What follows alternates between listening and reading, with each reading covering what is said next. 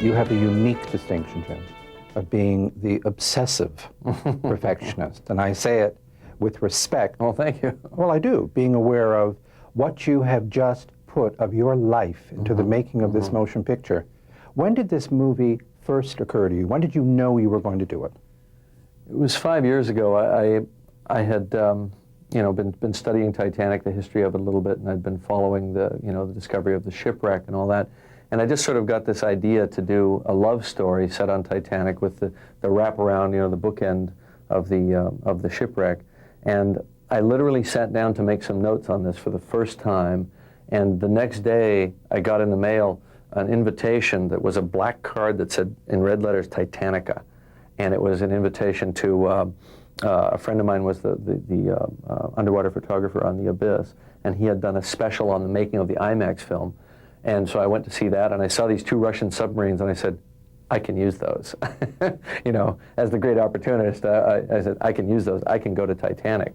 And so the next day, or within a few days, we were on a plane to Moscow to go make the deal for the submarines. And then it took a while to actually get the film started. I actually made True Lies in the meantime. But it's been 3 solid years for me working on this picture. You made 12 dives to the site of what now is the burial ground of the Titanic. Right. But Jim, what was the evening, what were the circumstances where you found yourself alone in a room after a dive and overcome and you began sobbing? Well, I think it has to do with the way people actually perceive events as opposed to the way they're sort of shown in the movies. You would expect that the moment Titanic materialized out of the darkness would be such a profoundly emotional experience, but in fact it was like a space mission, and we were landing on the moon, and we were very caught up in technical things and watching the sonar and figuring out how to do the shots, and it was really a delayed reaction, having spent time at the shipwreck, having sat on the deck of the ship, having imagined people coming and going through the doors and behind the windows that you see the glass still in the windows after the ship has plunged 2.5 miles down, essentially almost to another world in a way, and just it was a delayed effect, coming back up to the mothership and just being alone and letting it sort of almost all these feelings just sort of cascade through me, and it gave me this kind of conviction to do the film right. I think if I was ever a perfectionist and ever compulsive before, it was amplified on this movie because of that. Because I was dealing with a real event, I was dealing with a subject that a lot of people had thought about and written about and cared about a great deal. And so, I wanted to be able to contribute something new to it, a more lucid visualization, if you will. Did you know when you saw the tape footage from the dives that you were going to find a way artistically to incorporate the actual footage into the motion picture so that we see things that are in fact the real things? Yes, absolutely. That was when I saw the doors and the woodwork and the chandeliers and all the things that were coming into our lights as our robot camera explored the interior. That bronze mantle. Yes, I know. We were so excited when we saw that because we knew that it was like the first pictures from the inside of King Tut's tomb or something like that. And I had to find a way to integrate it into the film and not just sort of show it, but to integrate it emotionally, which is why I have Rose at the age of 101 looking at the screen and imagining that she's stepping back through the entry doors into the ship, and it takes her mind back, and so in a way it becomes a kind of a conduit for the audience to go back into 1912 to the ship in her glory, in her few brief days of glory. You're a man who's always been moved and affected creatively by music, and one thinks of the effect Kubrick's 2001 had on you as a young person. Right. And while you sat through it 10 times. Right.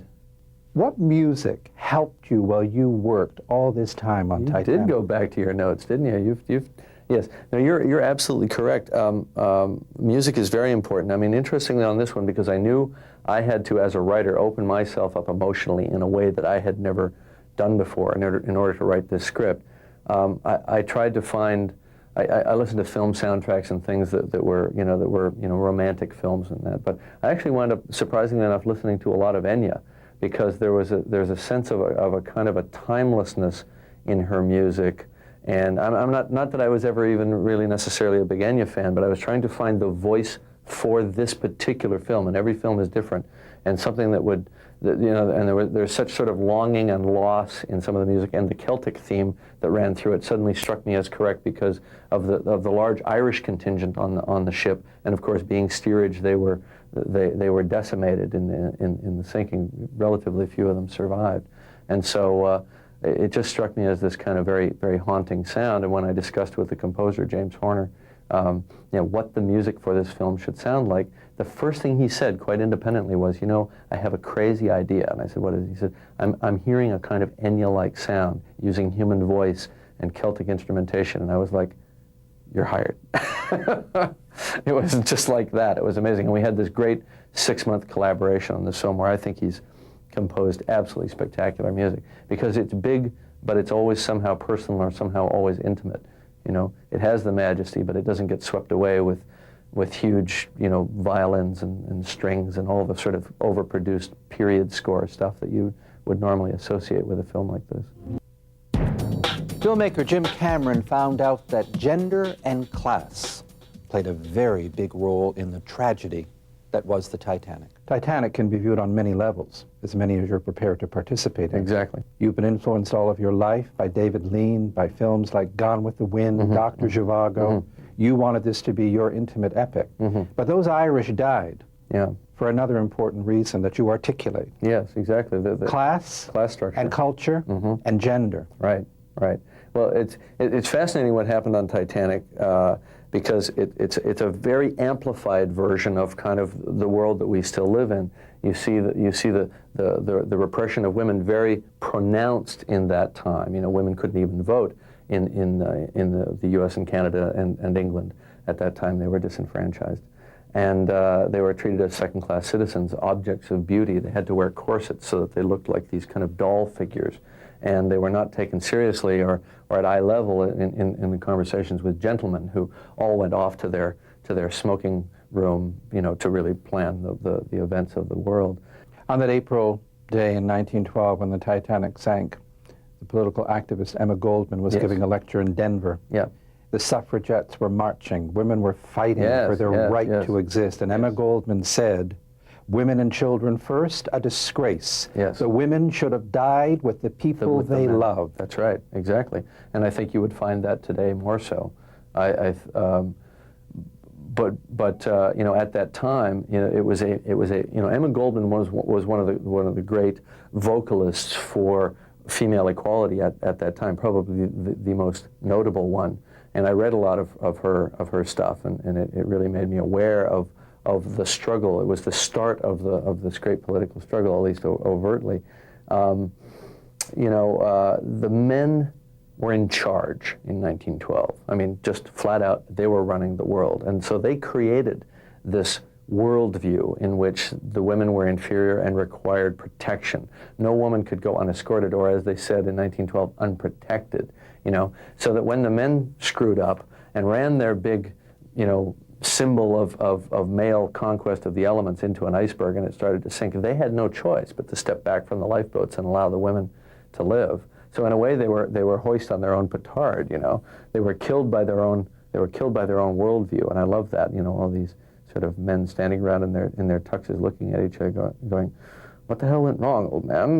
This is not supposed to be happening." And so Rose, our young heroine, is trying to burst out, of this repression, this gilded cage. So that that's an interesting time. And then of course you have the class system working at the same time as well. It was a very pronounced class structure in America as well as England. We associate class structure with England, but in America it was the same thing. You had this incredible wealth, this incredibly refined elite, and then of course you had the great unwashed, the working populace, and the gulf between the haves and the have-nots was very great. But I think one of the great metaphors of Titanic is that if Titanic is the world, and a story of Titanic therefore is about the end of the world, then it can be seen as a kind of microcosm. And in our world right now, the gulf between the haves and the have-nots is just as great as it's ever been.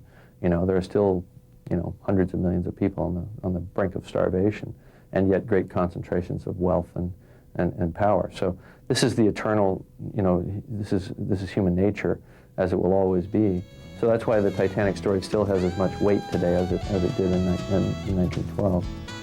When we return, Jim Cameron on the intimacy behind the epic. It seems to me as a moviegoer and an enthusiast that your greatest moments happen as they often do in your work, in your use of the close-up, and in this case, with the luminous Kate Winslet, right. Leonardo DiCaprio, but again, Jim, what you do with the faces of Frances Fisher as the mother and Kathy Bates as the unsinkable Molly Brown are incredibly rewarding. Thank you. That's a great compliment, because what we really set out to do here was make an actor's picture, and to get into the, almost in a way, a great close-up takes you inside the mind and inside the heart of that person. And of course, a great actor can project that without appearing to do anything. It's not almost that they're doing anything overt, but you know what they're feeling, you know what they're thinking. And Kate's like that, of course. You always know what her character's thinking somehow, and she appears to be doing very little. It's a fascinating thing to watch. It was a great joy to edit this film, because I had so much good material. I mean, the stuff that's on the floor is better than a lot of stuff that's in some of my other films, and the stuff that's in the film I treasure, because I really think these actors did it. But part of what we set out to do was to take the audience through the screen barrier and give them a subjective experience of this great moment in history. And the way you do that, ironically, I think the way you find the truth of that is through fictional characters, because their passions can be greater than maybe an actual thing that happened to an actual person who survived. Their passions can be so much more enveloping for the audience. And once you've been sucked in via Jack and Rose, now you're on Titanic and you can't get off, and you have to go through the whole thing. And then these little sidebar things that are going on, like the captain's kind of emotional implosion, where he just sort of becomes catatonic with the weight of what he's done, what he's caused to happen. These things become more poignant as well. I think it's like a feedback effect between, the fictional love story and the inherent poignancy of all these real stories. But then your fictional Romeo and Juliet only work because they are surrounded by fact. Right, exactly, because you're believing what's happening. And, I think people who haven't seen the film, and want to be sort of wags and detractors of the project have said, well, we know what happens. The ship sinks. What's the big mystery? I know the story. But I think the irony is that when you actually are watching the film, in the experience of the film, that certain knowledge of what is coming, informing every scene, no matter how innocent or no matter how unrelated to the disaster it appears to be, somehow gives it that extra edge. It sort of turbocharges the emotional response to all these other scenes that are happening in, say, the first half of the film before they've even hit the iceberg. You're also the filmmaker who said 80% of the people working in Hollywood earn money off things they had nothing to do with. Do you really give a damn what critics or anybody in the inner community of Hollywood says about Titanic? Well, look, I think that we try to be thick-skinned, but obviously, criticism is important, because it's the place in which, when the average person sees the film, they may not be able to articulate so much what they were feeling and experiencing, and it's through criticism that we get an articulate form of feedback as a filmmaker. We are able to determine whether specific things that we have tried to do, specific flourishes or whatever, are actually working, because you're into the minds of specific people who know how to articulate them. I mean, obviously the great equalizer when you're making a populist film, which I think this is the box office. And if people are liking the film, then it's all justified. It's all okay. But I don't think that justifies some of the shoddiness in Independence Day, just because it made a lot of money, quite frankly. And I don't usually diss other films, and I like that film. I enjoyed it, but it's not a film I could have made. So with Titanic, I think, yes, we do want to make money with this film. It is a piece of mainstream filmmaking. It is a film for everybody. I say it's a film for everyone who's got a heart, So in theory, it should be quite successful. But you know, I think it is important to read the criticism and see what people are thinking as well, you know, in a more articulate form. It's good to see you again. All right, good to see you too. I wish you well. It's always a pleasure. Thank you, Jim. That's it for this edition of Linehan. Thank you for joining us. Just remember, Jim Cameron, during Christmas of '84, you were the man who said, "Oh my God, Terminator's opening. They've got 2010 and Dune. We are doomed." Right. Who grossed the most? Yeah. Well, we did prevail in that particular. That was a tough season actually for science fiction. Oh yeah. And wait till this one. Right. The little sleeper that came from nowhere. You know.